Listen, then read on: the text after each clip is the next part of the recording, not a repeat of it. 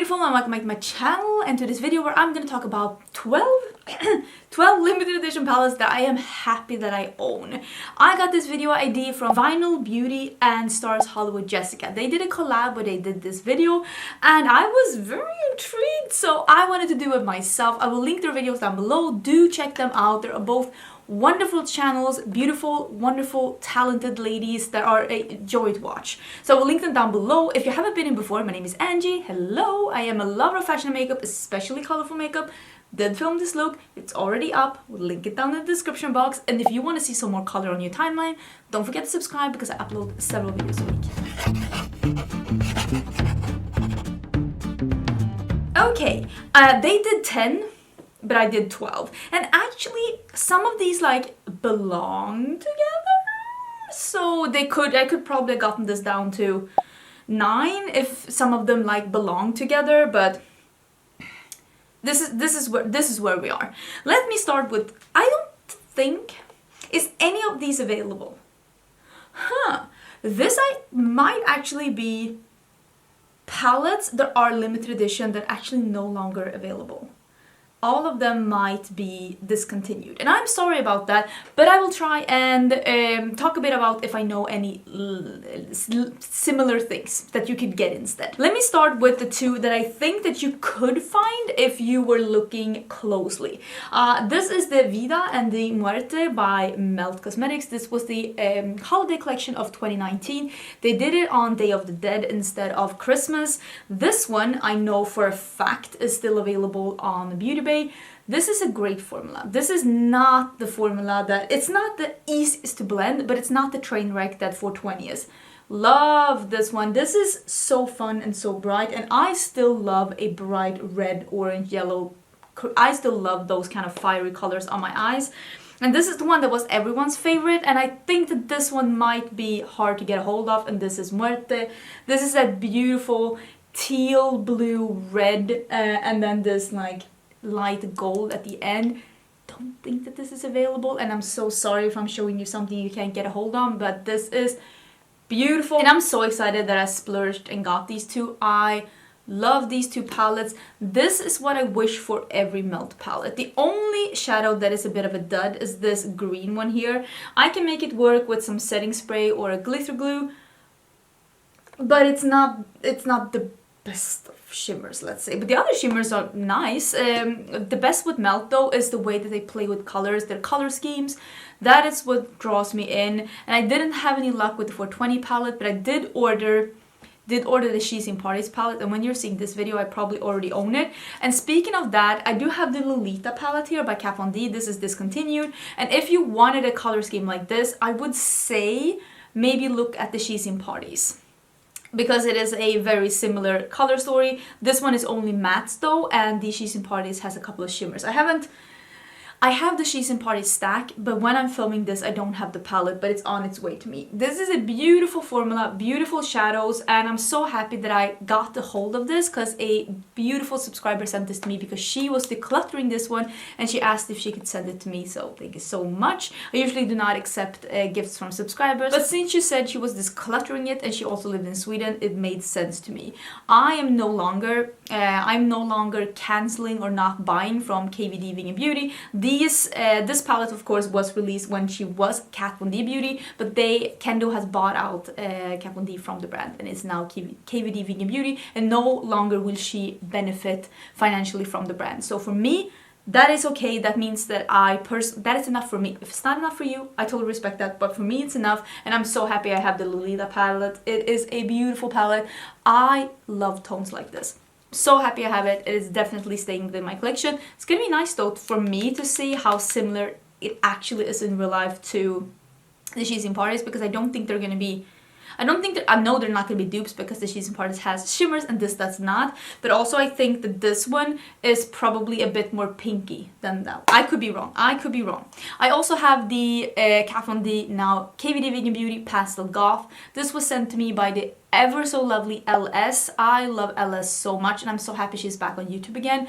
If you want to see a wonderful, colorful fairy who just plays with makeup and has a lot of fun, just like me on YouTube, don't forget to check out LS. And she sent me this one because this one was discontinued. It was no longer available, but then All of a sudden, magically, it appeared on Sephora Canada site, and she bought it for me and she sent it to me. And it's such a nice pastel palette. If you want pastels though, Shroud Cosmetics Creepy Cute is still available. It's a beautiful formula, not exactly dupes, it doesn't have a yellow, but if you want a pastel palette, I still highly recommend the Shroud Cosmetics palette. The only thing it's missing is yellow, but those shadows are beautiful. But I'm still so happy I have it. I do adore it. I have actually gotten rid of, I think, all of my other Kat Von D palettes. So I think that these are the only two I have. No, I still have the Cathedral palette. It's over here. What is it called? The one that's like a church window.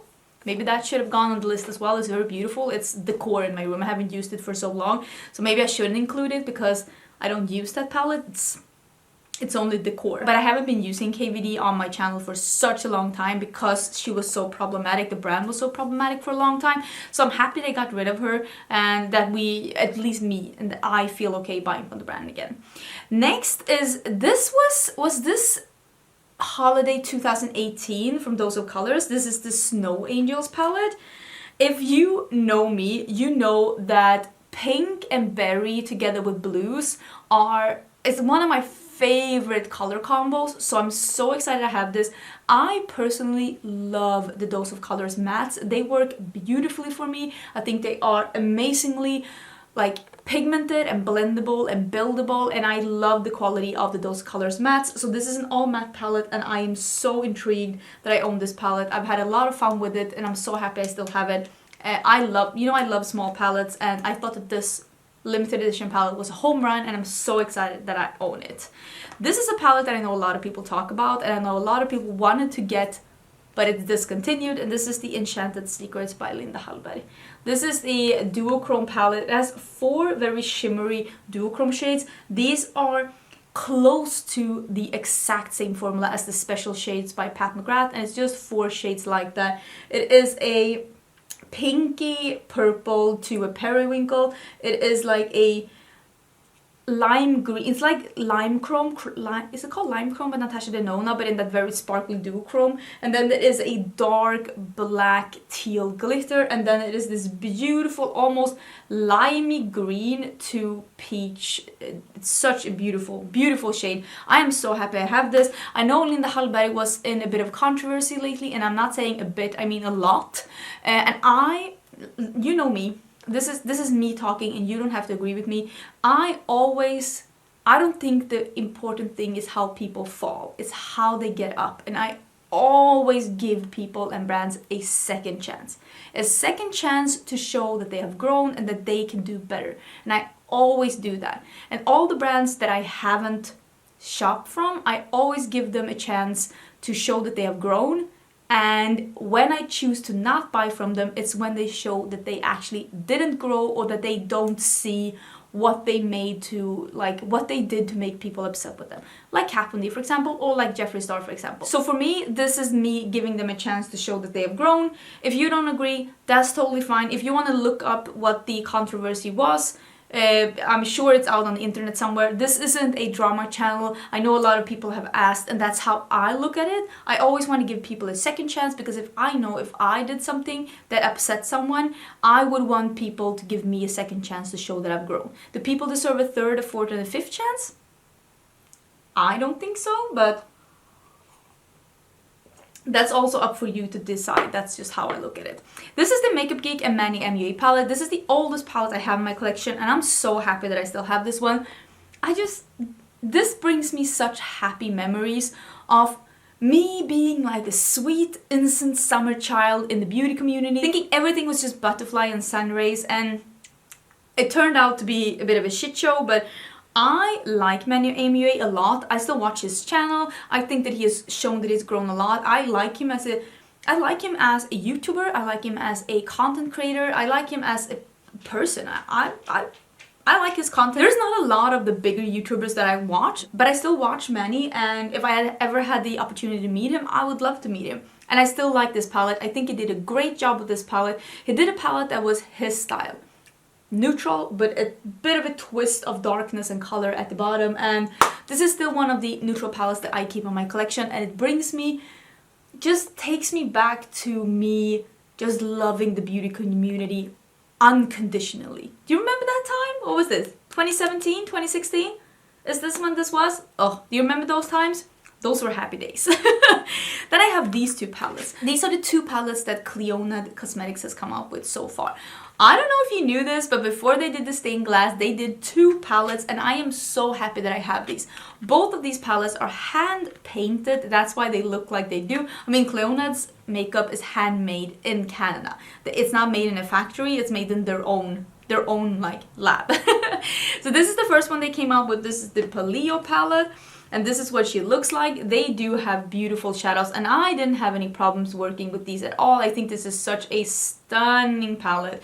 I do hope in the future that they will come up with more palettes. I do think that for their own sanity though, it would be better for them to order packaging themselves and not make it, because then they can make more palettes. Because that was the problem with these palettes, that they couldn't make enough for demand. That has always been an issue for Cleona, let's be honest. But this is the Archeo palette, and this palette of course has a very special story to me and a special place in my heart, because when this palette came out, it came with a little booklet that had like looks for you to recreate, and I made the booklet, I made the pictures, I made pictorials and like eye looks for you to make with this palette, and I was so honored to be a part of making like this palette come true. Not the palette, but the artwork for it. Like